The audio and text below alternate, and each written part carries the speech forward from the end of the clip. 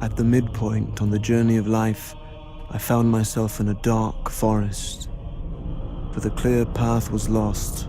The game starts on the surface, which is how the poem starts. You know, you're sort of leaping into hell. When you jump through that door to follow the devil and your fiance's soul down into the depths of hell, that's the moment where our Alice jumps through the rabbit hole. Whoa, this is unlike anything on Earth, right? It's hell.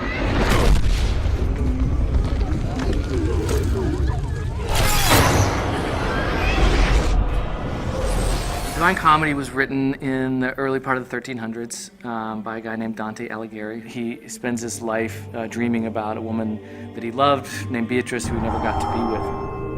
He writes this poem, which is basically about his journey through the afterlife to get to her. The number one thing that Dante Alighieri is remembered for is creating that typical view of hell, the medieval vision that has lasted throughout the ages. Dante essentially introduces the concept of the 9 circles of hell. I mean, it lays it out level by level, you know, the punishments of hell and where each sinner goes in hell in these different circles. He's literally like laying out a map of hell. The poem itself was disturbing, and it describes the different rings of hell and all this anguish and suffering.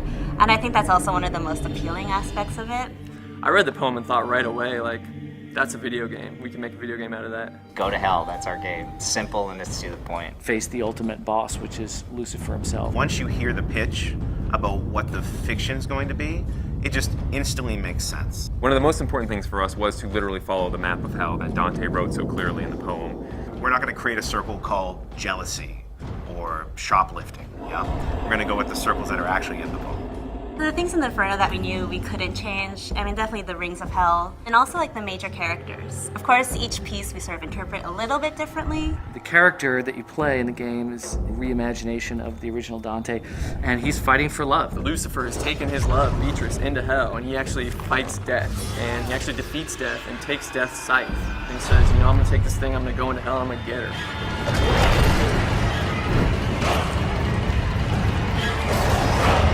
He's facing some of the most insane monsters that hell has to throw at him.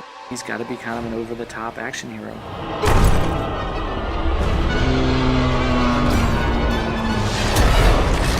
Everything you do in this game is brutal. It involves eviscerating, ripping open. It's definitely a brutal game. It's not for the faint of heart. We have enemies that push the limits of taste. And kind of be like, oh, dude, you see that? I want that moment, and we're working our butts off to deliver that. The first thing you hear when you come into Limbo for the first time is screaming. Right away, he sees like shades falling, screaming, you know, as they fall in, they're screaming, you know. From moment one, you know you're in hell. People are being vomited into hell. Masses of people huddled together, naked and scared, cold and huddled. Oh, the humanity. And then Big Minos is gonna judge you at the end. It's bad. Like, it only gets worse from there. You know, it's all downhill from there. It's going to get much crazier as you descend. It's just gonna get really dark very quickly. Once you pass Minos, this is hell proper. Here we go.